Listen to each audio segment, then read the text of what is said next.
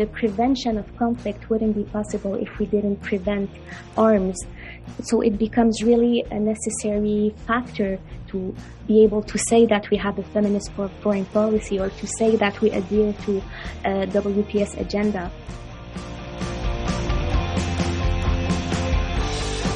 Hello, everybody, and welcome back to our podcast. My name is Alison Pitlap, working in WILPF's Disarmament Program. I'm Serene Hamid from the Women, Peace and Security Program. And I'm Genevieve Riccaboni, also from WILPF's Women, Peace and Security Program. In this episode, we're going to do a deep dive on the international arms trade, which, technically speaking, is more of an arms control than a disarmament activity, but certainly it is a core dimension of weapons-related work. And WILPF has been challenging the international arms trade literally since our creation in 1915, which occurred in response and in protest to World War I. But on the surface of it, the international arms trade maybe isn't something that comes to mind when you think of feminism or as having a relationship to the women, peace, and security agenda. And that's why in this episode, we will explain and illustrate through specific examples what the gendered aspects of the arms trade are. In line with the focus of our podcast series, we will explain how current arms control agreements seek to prevent conflict and to prevent gender-based violence, and talk a little bit about how that's going. And in doing so, what we're really hoping to demonstrate to our listeners, to all of you, is that ultimately feminism and arms transfers are fundamentally incompatible, and a gender analysis of these issues is important. Yeah, I'm really glad we're doing this episode. I think it's a really important issue, and it's definitely one that I want to learn more about and hear from our guests about. I think one thing that's sort of coming to my mind is that, prevention is one of the pillars of the Women, Peace and Security agenda. It's one that, as we've talked about in, our initial episodes, doesn't always get as much attention in comparison to other pillars, even though they're all really interrelated and, interdependent on each other.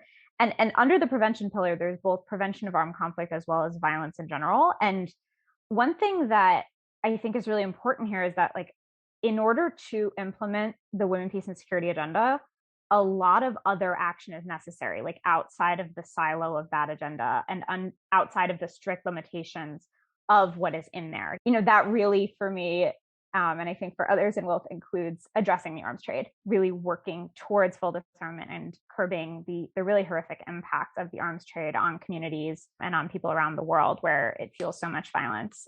These two areas, addressing arms and disarmament and the Women, Peace and Security agenda, specifically the implementation of the Security Council resolutions that make up the Women, Peace and Security agenda, are critical to the issue of accountability for the different root causes of conflict, right? These two areas are also really important for the larger framing on gender equality, whether it's root causes or whether it's how different things impact men, women, and others, whether it's the role of masculinities, violent masculinities, militarism, or weaponization of security, and then how all of that also plays into human rights violations. To Zarin's point about accountability, one of the big international, mechanisms for accountability in Yemen was recently shut down, the group of eminent experts, because it was actually calling out many of the different states that have perpetuated the war, including through weapons transfers and other logistical and technical support, and how that support has really enabled the war to continue to really, really devastating impact. And, I don't know if you saw this, but CIPRI put out its annual publication looking at the volume of international arms transfers in 2021. And again, the 5 largest arms exporters from 2017 to 2021 were the US, Russia, France, China, and Germany. And, certainly we have US, Germany, and I think France also championing quite feminist or gender responsive policies of different kinds, including in the area of arms control and disarmament. And on the flip side of that, the 5 largest arms importers were India, Saudi Arabia, Egypt, Australia, and China. And I think it's worth having a think about, the ultimate use of those weapons, whether if it's not in a situation of direct or live conflict and war, repression and fear and intimidation are also equally important. I don't know if our guests are going to touch on this, and we might do so in a later episode on spending and budgeting. But when you just think about the staggering amount of money that goes into weapons production, but also weapons purchasing, and the disparity between money being spent on WPS agenda implementation or feminist assistance policies, or really just general policies for well-being and human security. And first, I want to introduce you to Aïcha Madi of the Peace Track Initiative. Aïcha, welcome to the show. Tell us a little bit about yourself and the work that you do. Hi, thank you so much for hosting me. We were created in 2017, so we're a pretty young organization. And we were created because we were seeing that there was a lot of peace talks about the war in Yemen that were happening in Riyadh, in Kuwait, in Switzerland. But then when we would see pictures of these negotiation tables, we would see just men or all men and just maybe 2 women. So when we saw that, we really thought about how there's a lot of work to be done.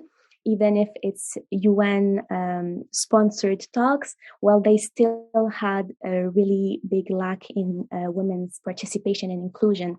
Thank you, Aïcha, and welcome to Shobha from Women for Peace and Democracy, Nepal. Shobha, would you please tell us a little bit about the work that you do? My name is Shobha Shrestha, and I am working as an executive chair of Women for Peace and Democracy, Nepal. We work mainly with women and marginalized groups of rural Nepal, and at the community level. We are working in the disarmament sector, doing our best to raise awareness against illicit use of arms, and advocating the government to ratify the Arms Trade Treaty. And in the communities, rural communities, I work with more than 1,500 women, very marginalized women, for their socio-economic and political transformation. Well, then, I think we'll get started. What are the gendered impacts of the international arms trade? Can you provide some specific examples of how weapons are linked to any form of gender-based violence? Or even, are there other gender dimensions of the arms trade and more broadly militarism? Arms trade, they're the principal instrument for armed conflicts, right? So if we didn't have arms, we probably wouldn't have wars, right? We would simply have more of diplomatic crises, but not armed conflicts. So when it comes to preventing armed conflicts, right, we can use different strategies depending on the context. But one strategy that will always come and that will always prove itself useful in the context is disarmament and arms control. Whenever there's arms conflict, the patriarchal and gender norms, they tend to become really exacerbated by the conflict and by the economic and social situation the conflict puts on the countries. Whenever there's conflicts, girls become unable to go to school. They become much more exposed to child marriage. They become a lot more exposed to feminicides. Especially because feminicides, usually they're committed with small arms. So it surely helps for feminicides if people have arms on hands. So I think arms are definitely related to arms conflicts. And since arms conflict have a specific high impact on the security and the social situation of women and girls, well, they are really linked. Absolutely. And maybe just to tease that out a little bit more, can you think of any specific examples, maybe from some of your work or PTI's work? When working in Yemen, most of the women we work with are themselves peace activists or political activists, members of political parties, or human rights activists, human rights lawyers. And these women, because of their work, whenever there's an armed conflict, they become much more exposed to risks, and they are targeted by armed conflicts. They become targeted by armed groups because of their work, because of the nature of their work. So I think because of the armed conflict, all of these personal dignity threats and attacks really impacted these women. And usually when the first thing we think about when we think about the impact of war on women, we won't think about women who are already really active in the political society, but they are as much of targets as the traditional woman that we think about, that is just home with her kids. This is a feminist issue because it also addresses gender-based violence. It mainly affects women and girls. And during the conflict, weapons often facilitate sexualized violence against women and girls. And, while men and boys constitute more than 80% of the people who die from the armed conflict, women and girls suffer disproportionately from gender-based violence. Similar to other countries, in South Asia, especially Nepalese society, also deeply remains very, very patriarchal. The Nepalese women have experienced poverty, social inclusion, and marginalization because of gender. During the conflict, women had three kinds of roles. First, they were as a spouse of insurgent. They were tortured and raped by the other parties. The second kind of women's role was the women also joined the Maoist militia. 1/3 of the Maoist militia were women. And they joined the militia because they thought that the years of injustice and discrimination they had been facing in their life would end if they joined the insurgents. But that didn't happen. They were trapped. They were often were strategic targets of the conflict. Within the Maoist militia, there was sexual exploitation, sexual harassments of these women soldiers. And there were other type of women who were forced to join the Maoist militia. They're forced soldiers. And these women joined as soldiers because they wanted to protect themselves and their families from torture and rape. And these women mostly very, very, had very low education or no education at all. So this is how the conflict or the war has been, made an impact in the lives of the women and children. Even though 33% women were engaged in constitution-making process, no women were seen in these no women were seen in the peace negotiation process. Therefore, as a result, peace agreement and process has failed to acknowledge different impact of conflict on women. We're always trying to make the point that there are different forms of gender-based violence and that all of them can exist and do exist in contexts of conflict, as well as post-conflict and situations of armed violence. And I think that what you have described, the physical and sexual gender-based violence with arms, but you've also illustrated psychological and emotional gender-based violence. And I think you've also hit on a little bit of the socioeconomic dimension of gender-based violence. What, in your view, would be the connections between the international trade in weapons and the women, peace, and security agenda? And in particular, its conflict prevention pillar, which I guess you've already maybe spoken to a little bit, or maybe in some of your national experience in Canada in working with WPS Network on national action plans, if and how you see these things being connected. Yeah, I mean, I think it's doing a bit of what we're doing at Peace Track, which is telling the world about the impact that conflict have on women. I think the WPS community comes in action at this point, right? To really magnify the voices of women on the ground who are impacted by conflict.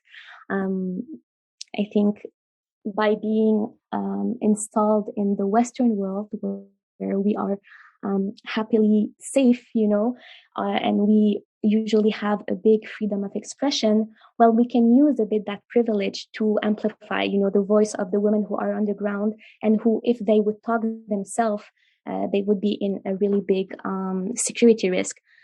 So I think the WPS community, also by being really aware of its privileges, can help our fellow women on the ground. Is there more? Like, what do you think? What more could or should the WPS community do to work on this issue? The prevention of conflict wouldn't be possible if we didn't prevent arms. So it becomes really a necessary factor to prevent arms if we really want to aspire to be able to say that we have a feminist foreign policy, or to say that we adhere to WPS agenda. In the case of Canada, for example, it's kind of hypocritical, if I can say, to, from one side have a great WPS National Action Plan to nominate an ambassador for WPS, which is a really great measures. But when on the other side, we're also signing deals and contracts to fuel violence in conflicts, well, it kind of erases the WPS efforts. If we want to aspire to have a WPS agenda, we really need to prevent arms trade. So thinking about the Women's Peace and Security Agenda in relation to arms trade, I feel it's relatively easy to identify synergies and common drives. They both share similar and overlapping the main objectives. But they also both exclusively acknowledge that women and girls and other genders, like sexual minorities, are gravely and uniquely impacted by use and trading of arms. With that being said, women, peace and security has been relatively low and perhaps reluctant to engage with questions of disarmament and arms control. Because the so-called women, peace and security champions continue to spend billions in purchasing and exporting arms and resisting disarmament control processes. Do you, in your work in Nepal, is WPS at all connected to your disarmament work? Yes, I have done the 1325 resolution, not all, 1325 and the another one, 80. We translated in Nepali, and it doesn't talk much about arms in that section. It talks about, protecting women. In fact, making safe, protecting women. We say, but I never, I should be honest, I never linked it with the arms control thing, with peace. 2 or 3 years ago, we talked about, especially during the peace process, we talked much about the 1325. We translated in Nepali. We shared this with all the women in the rural areas, at the community level. They realize, economic independence is the gateway to poverty eradication or to reduce.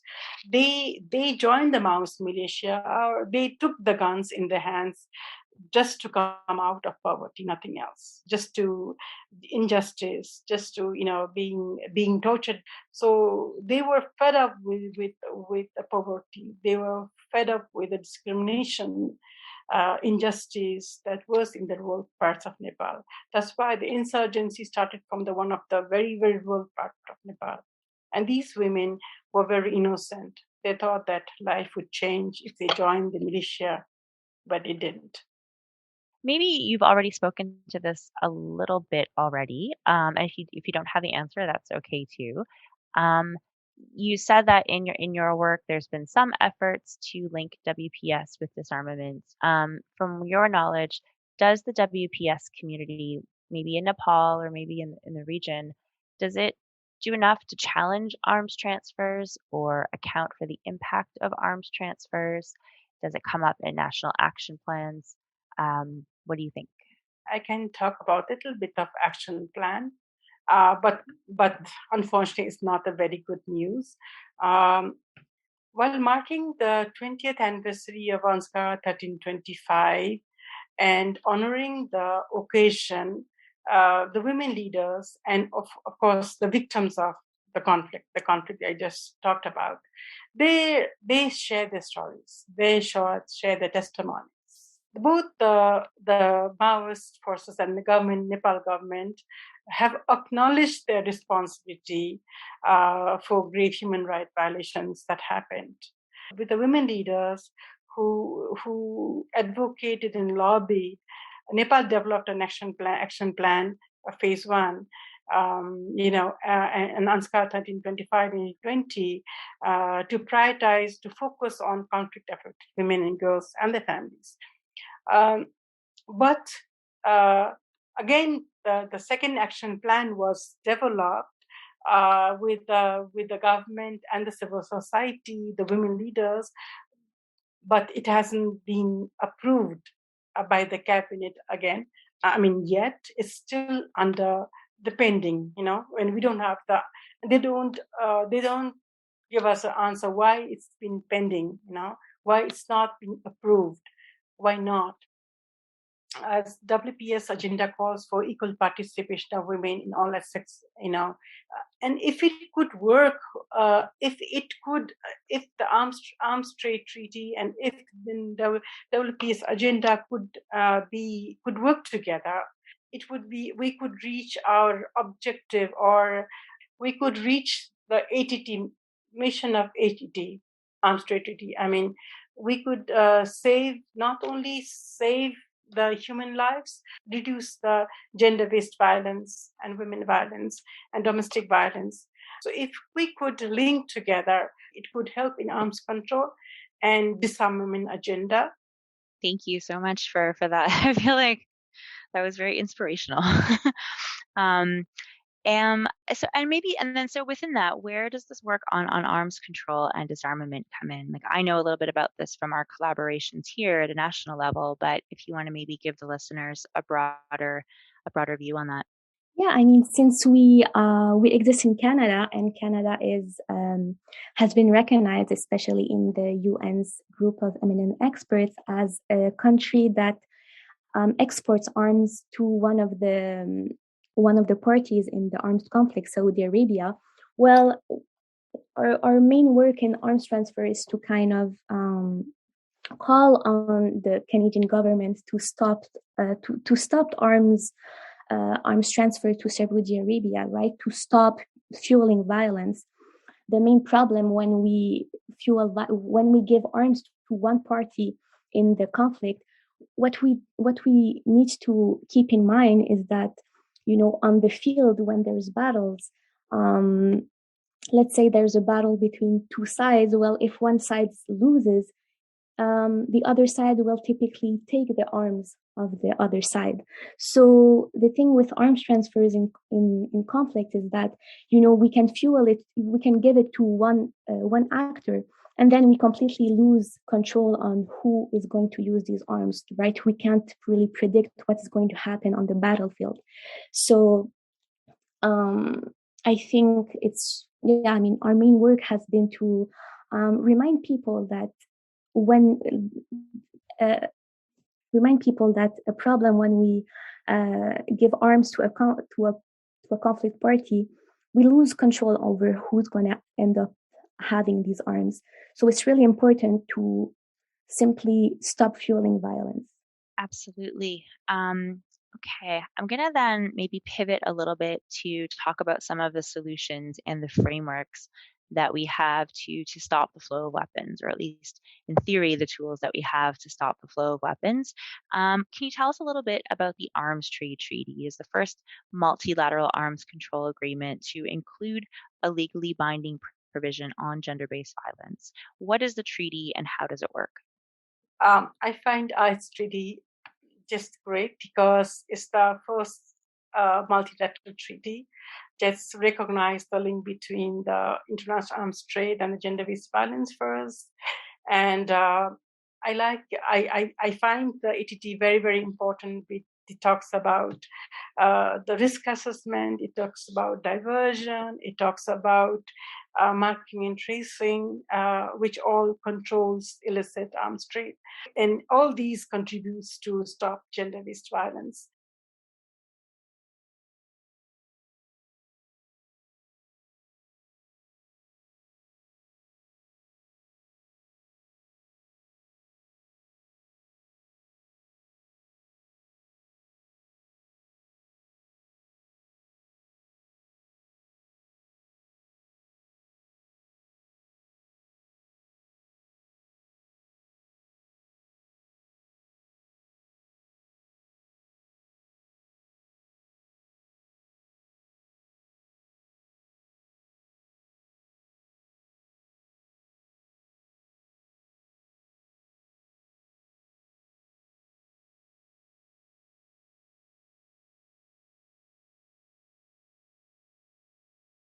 when WILPF, along with other organizations, advocated to have a provision in the treaty on gender-based violence prevention, that was truly groundbreaking that it was accepted. And it took a lot of work, and it required a lot of advocacy and convincing a lot of governments to make it happen.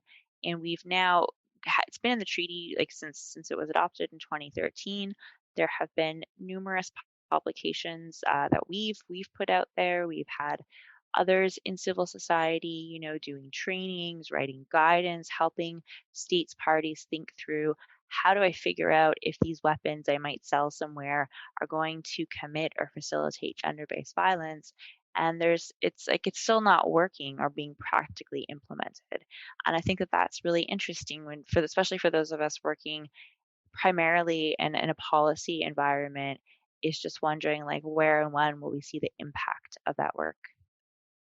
Do you want to just talk a little bit about some of the obstacles that you face in this work, whether it is in stopping international arms trade or in bringing together the touch points between feminism, WPS, and arms trading?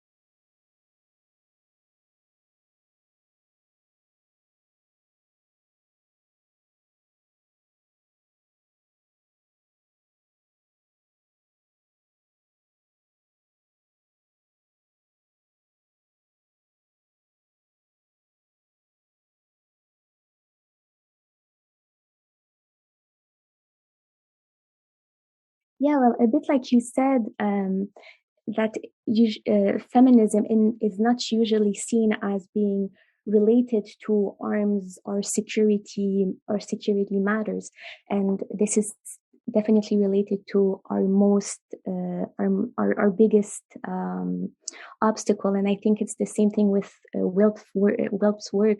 It's kind of the perception that women are not the one who typically detain weapons, so why should they be invited at the negotiating tables, at the ceasefire talks?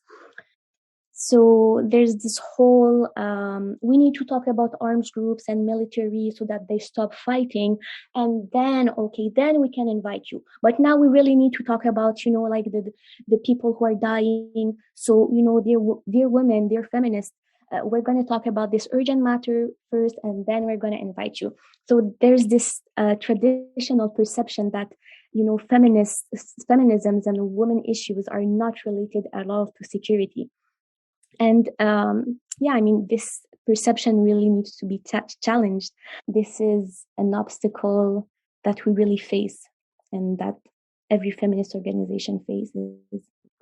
Still a lot of work to do, but a lot has been done. And another obstacle I think that we face is kind of a narrative that favors some countries. We tend to hear a lot of criticism against some countries that definitely participate and fuel violence in the world. And then we kind of don't hear at all about other countries. Usually it's Western countries, we don't talk a lot about the US. I think an obstacle is kind of this white narrative that definitely needs to be decolonized. I think it's a bit like the critics that have been directed to the ICC, right? The International Criminal Court. A few years ago, we had a few African countries that threatened to leave the ICC because they were saying that the ICC most of their prosecutions were only against African war criminals, which, obviously they are war criminals and they need to be prosecuted. But then we don't really see a lot of prosecutions against some Western war criminals or some Western deciders who have ordered war crimes. So maybe another obstacle is kind of this white narrative that kind of tend to favor some countries, and we need to always be critics of that, and to obviously bring critic to literally every party, every country that kind of fuel violence in any of its manifestation that it can take.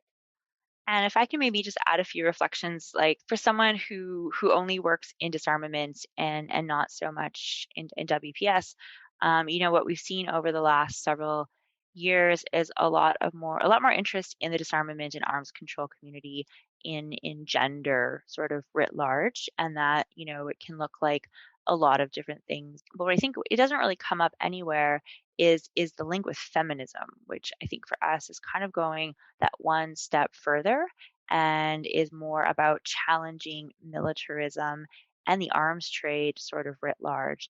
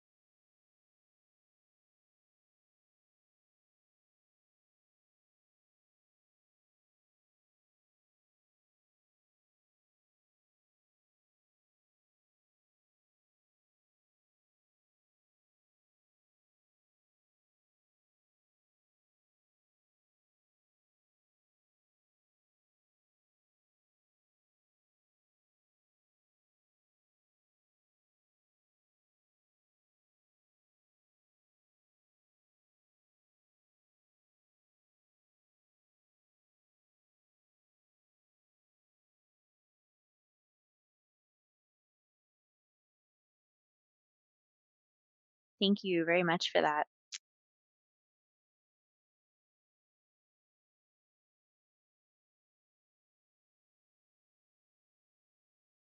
Twitter, which is where we're the most active.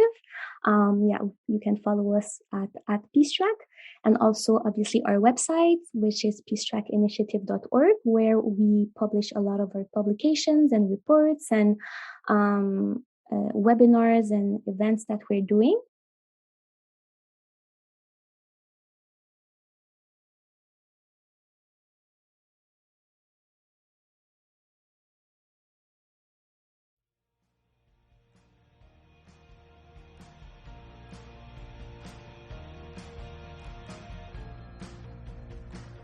Thank you all for your time and expertise. It was fantastic to hear about all of the work that you are doing.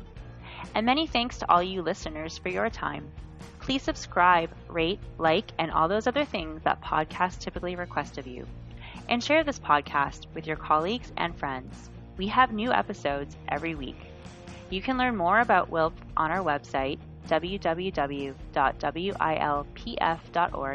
and follow us on socials at WILPF.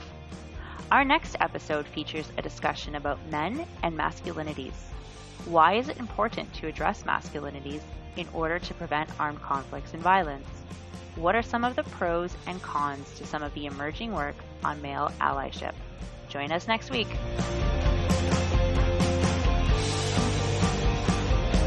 This podcast is a collaboration of WILPF's Disarmament Program and Women, Peace and Security Program. It is hosted by Allison Pitlack, Genevieve Riccoboni, and Zareen Hamid. It is recorded, edited, and produced by Palante Consulting. The song you hear at the beginning of each episode is Youth Group by Picnic Lightning, and all other music is created by Cameron Navarro. Thank you to all of our guests and to all of you listeners. We'll see you next time.